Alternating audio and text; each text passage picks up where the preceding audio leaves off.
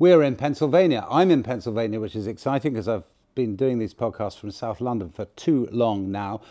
Not only in Pennsylvania, but in Philadelphia, the place where America essentially was invented in 1776, Declaration of Independence and all of that. We're not actually in Independence Hall. We're in a rather lovely house, which belongs to someone about whom we will talk in a second or two. But this is going to be the first of our podcasts that has dealt particularly with first-time voters.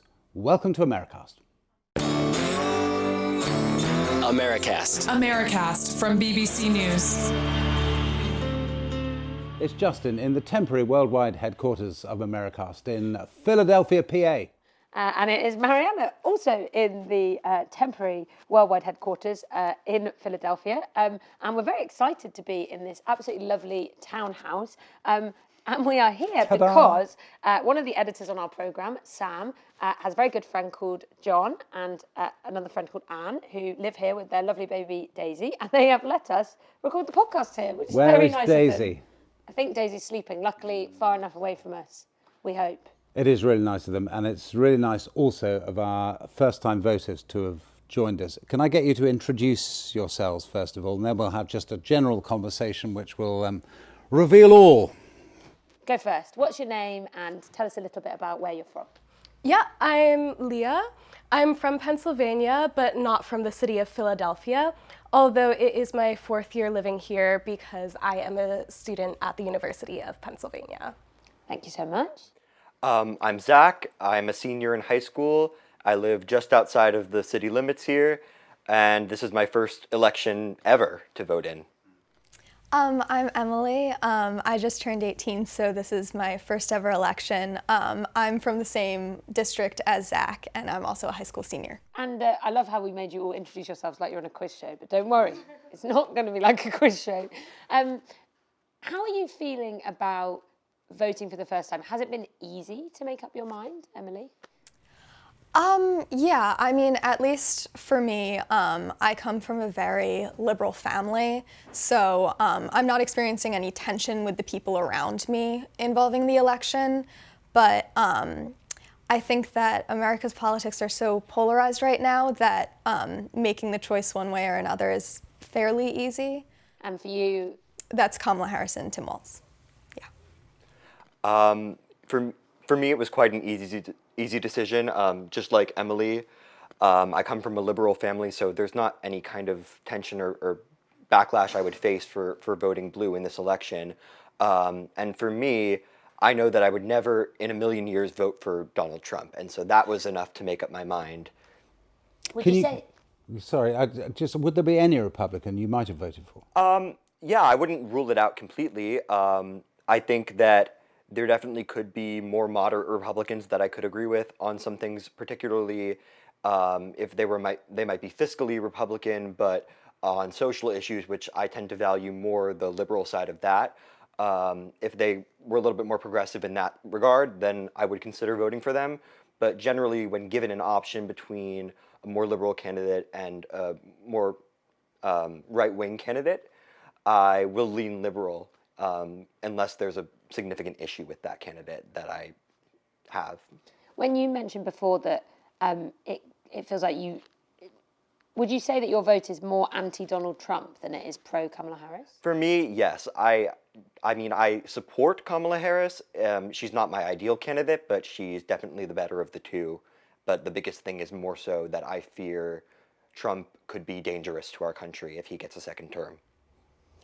Leah, you're from the country, which Yes. puts you in a different place, because then your roots will be in places that are now voting for Trump. Do you kind of feel that in your background and in the people you know? It's interesting, I think, especially in this election and also the last presidential election, I realized that the area that I'm from is actually quite mixed, and you see that with the street signs. It's almost every other house is Trump, Harris, Trump, Harris. Do people ever argue? Sorry? Do people ever argue? Oh yeah, there's actually two people on a street corner of my street, and they have a sign war, and they go out and they put up these hand painted signs. And I think things got a little bit heated, and now one of their wives won't let them keep doing the sign more anymore. But it was a whole thing, especially last election. So people definitely are contentious with their political sign usage. Can we turn to the news of, if not the day, the news of this week, which is Joe Biden deciding to intervene in the election to call Donald Trump's people garbage, or his supporters garbage, which brings up really the whole business of Joe Biden, doesn't it, and his relationship with Kamala Harris and how she has dealt with him during the whole thing. He's not doing great things for her, is he? How do you feel about Joe Biden? Yeah, I don't feel great about Joe Biden. I think that he had a decent political career. I think I did not support him as a presidential candidate for this particular election. I think he's just at the end of his political career, and it's better to call it now. I think that he definitely has a lingering impact over Kamala Harris's reputation, and I think that's definitely a strategy that I've seen the Trump campaign using a lot. How do you guys feel about Joe Biden? For me, I was quite happy when he originally stepped down. I felt that his career is just coming to an end. I think he's kind of losing the ability to articulate his ideas. I don't think that I necessarily disagree with him as a person or somebody with political opinions or a political agenda, but I think he really fails to get people excited to vote for him. And I actually was remarking to a friend recently about how he's really stayed out of the public sphere until that comment surfaced about calling Trump supporters garbage, which he claims he was saying, no, it's about what the comedian said about Puerto Rico being the island of garbage. Whatever the case, it's clear that what he says is having a negative impact on Kamala Harris's reputation. And so if he could continue to stay out of it until after the election, I would appreciate that.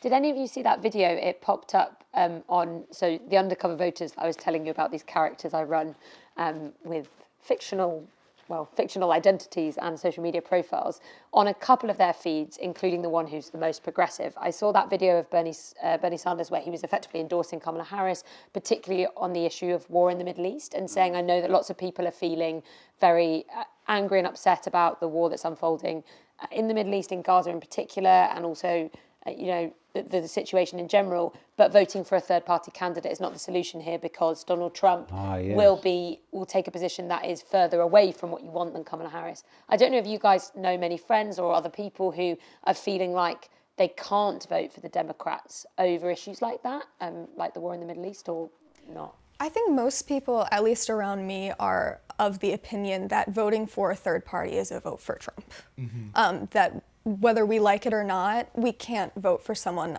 other than Democrat or Republican. Those are the only real options right now. And voting third party because of anger towards the Democrats for how they're handling conflict in the Middle East is just not productive. Yeah, I wonder if it is going to happen, because who's on the ballot here? Is Jill Stein from the Green Party on the ballot in Pennsylvania? So it is a real option then for people who want to express a view about Gaza and the Middle East and want to vote what they would regard as sort of progressive left, that she is an option. But do any of you know people who kind of who support her, who you think might vote for her? I've seen a lot of kind of online discussions in particularly further left liberal spaces of people saying there's no way they can vote for Kamala Harris, and whether it's going to be voting Green Party or something else, or having a write-in just as a protest vote, that's what they feel like they must do. And that's always frustrated me, because I just see that as a vote for Trump, and I feel like if you don't vote for a practical candidate, then you don't really get to have any complaints afterwards if your candidate, if you're upset with the results, because Yeah, if you're voting third party, I mean, it can be a powerful protest, but I think that particularly in a swing state like Pennsylvania, um, in past elections, third party candidates have won enough votes that if they had gone to either party, it could have swung the election in one way or another. We're a very close state, and we have so many electoral votes. And in a winner take all system, it's really important to be able to push that to one side or the other. With so few days left before the election, at this point, to continue to try to change a candidate's opinions seems ineffective to me. And I agree with what you guys were saying about how at this point, you're gonna have one of those two candidates. So when it comes down to it, even if you couldn't find a candidate who was willing to conform to the view that you wanted them to conform to, you're going to have one of them. So I don't see the point in abstaining from voting at this point. Do you have a kind of sense that this race would have been very different with a different candidate? And I know whenever we ask sort of politicians these, they say, well, we've got the candidate that we've got and that's it. We don't answer hypotheticals and all the rest of it. But it's really interesting, actually, to think how all of it might have been different if Biden had gone at the end of last year or even the beginning of this year and there'd been some kind of a primary process that had taken part. How would it have changed it, do you think? I could honestly see Kamala Harris having been selected through a primary process, just thinking about kind of the names that are out there. People might not know a governor, a senator, especially if it's not their own state, but since she's been the vice president for 4 years, I think that she's the most well-known and usually, especially recently, the candidates with the biggest history of politics on a national stage and being in the news and being well-known tend to win those primaries. So I don't think it was a particularly... I think a primary could have likely yielded the same result. But speaking about whether or not a different candidate with just different views could have kind of changed the trajectory of this election, it's something I think about a lot, whether or not Harris is kind of articulating her viewpoint on Israel and Gaza and the war in a way as to not alienate people, or if it's actually her own personal viewpoint. And I think it's kind of difficult because you have Democrats kind of split on this, and it's this game that she has to play on. Is it more important to get the people who are very, very anti-Israel, or the people who, if you don't say, I support Israel and their right to defend themselves? But it's not just Israel, is it? It's everything. And that's the thing about Kamala Harris. I mean, think of fracking in this state, which is such a huge issue. People incredibly in favor of it because their livelihoods depend on it. Equally, a lot of people on the environmental side of politics hugely against it. She was on their side. Now apparently she's not anymore. You're raising your eyes. I mean, it's interesting, isn't it, that everything from her is defensive, and that has been a problem, hasn't it, during the campaign? Yeah, I think that's been one of the main points of attack from Trump's campaign is that she's very fickle, that she keeps changing her views. And it's not unfair, is it, actually? Isn't No, it? it's absolutely true.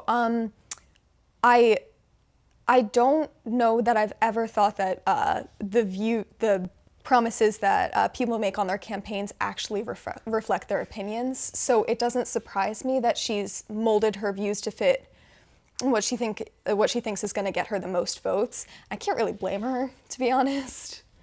Yeah, I think she's largely trying to target working class white Americans, which historically have been kind of always voting Democrat, and that's changed recently, particularly with Trump's brand of populism, or what he likes to convey as populism, kind of getting these white working class voters to his side.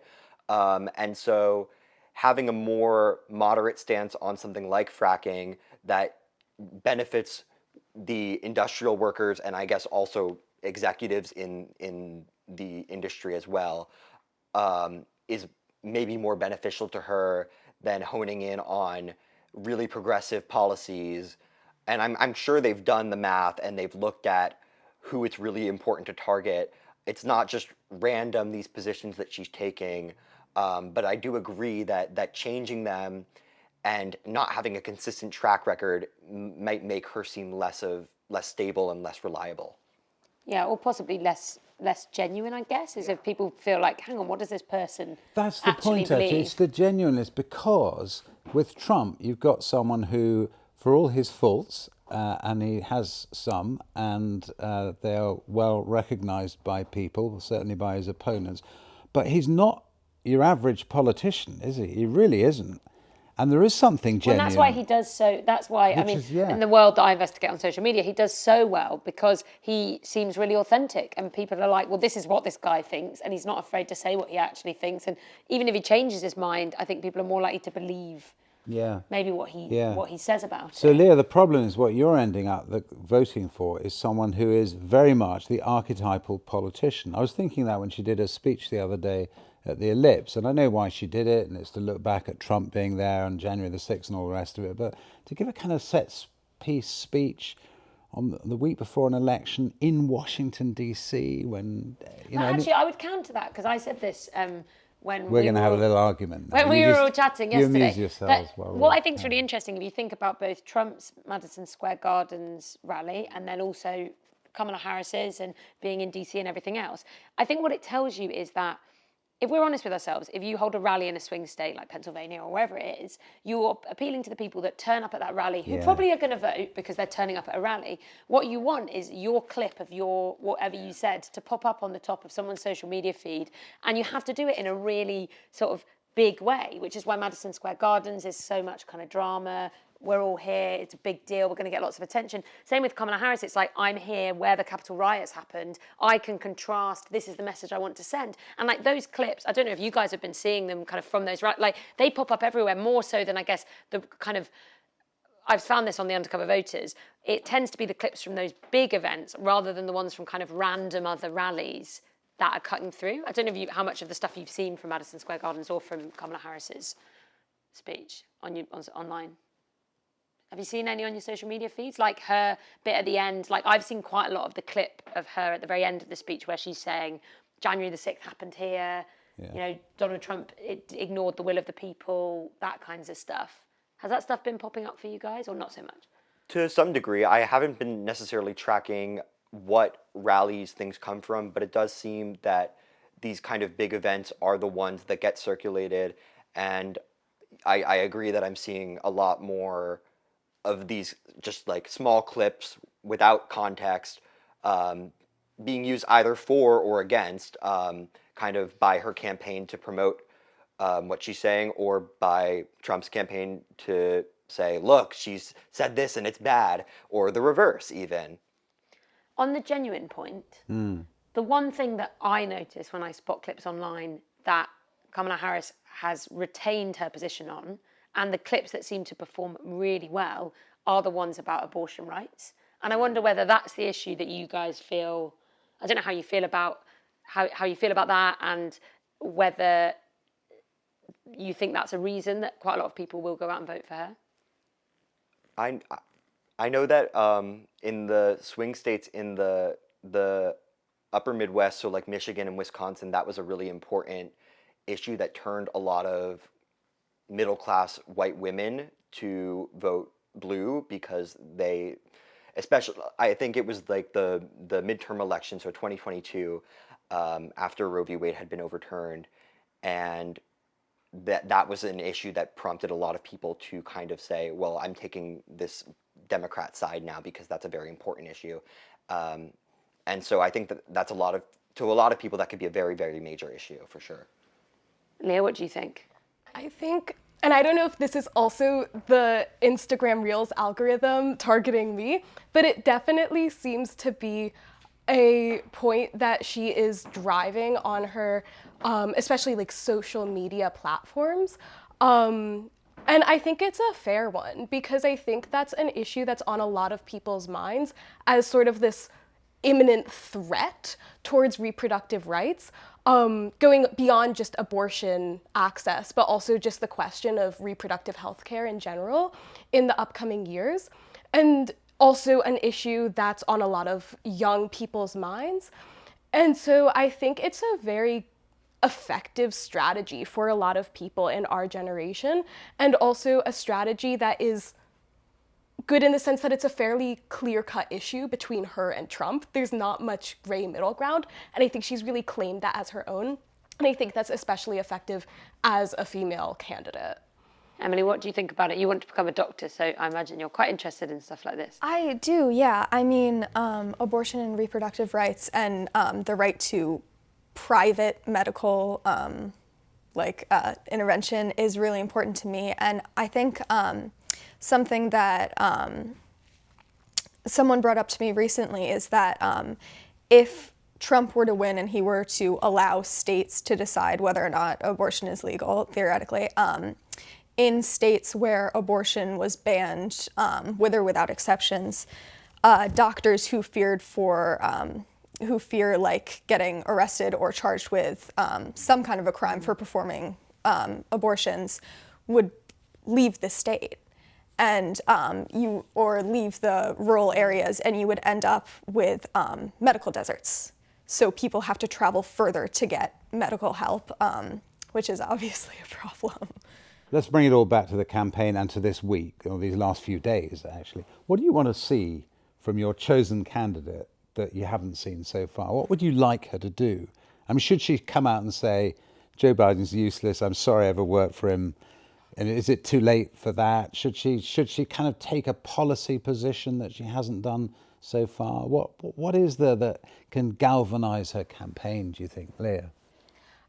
I think that what she needs now is consistency. I think it would be dangerous for her to change anything at this point. As we were discussing earlier, she has had a reputation of flipping sides on some issues, and I think now it's down to a point where she just needs to be consistent, to do a lot of media outreach, to encourage people to vote, but to vote for the same reasons that she's been trying this whole campaign time, and not to try and switch things up. Should she ditch the fascism stuff, the talk of the dangers of Trump, and actually be more positive about her own message? Is that still an important part, do you think, of the message? I had a conversation with somebody who's a Trump voter the other day, and he was basically saying she can't even articulate what's good about herself. All she says is what's bad about Trump. And, to me, that's powerful messaging, because that's the main reason why I'm voting for her. But to see that from the other side and think, well, maybe she could poll more people if she actually could convince them that she's a good candidate. And I think the biggest thing that she could do in this next week would be to really hone in on her economic plan, because that's something that Trump has been really, really leading her in. I also think immigration would be a good thing to tackle, because I think her stance on immigration, especially recently, is a lot tougher than a lot of people think. And she doesn't speak about those issues as much. And so Trump has been able to kind of take the lead on those things. And so I think without changing any stances, just kind of pushing out more of what she's already been saying, but specifically focusing on those things could be helpful. Then again, I think it's pretty difficult to significantly sway many people at this point in one way or another. Yeah, I think I couldn't agree more with what you guys said. Just stay the course, continue with that consistent media presence, and in the last legs of the election, when people are kind of getting tired of it, get people excited to go out and vote and get that hopeful feeling back that she kind of got going in the very beginning of her campaign. Before we go, shout out to John and Anne, whose house this is. Thank you so much for having us. Is there anything you'd like to add? For instance, see you all later? See you later. Bye.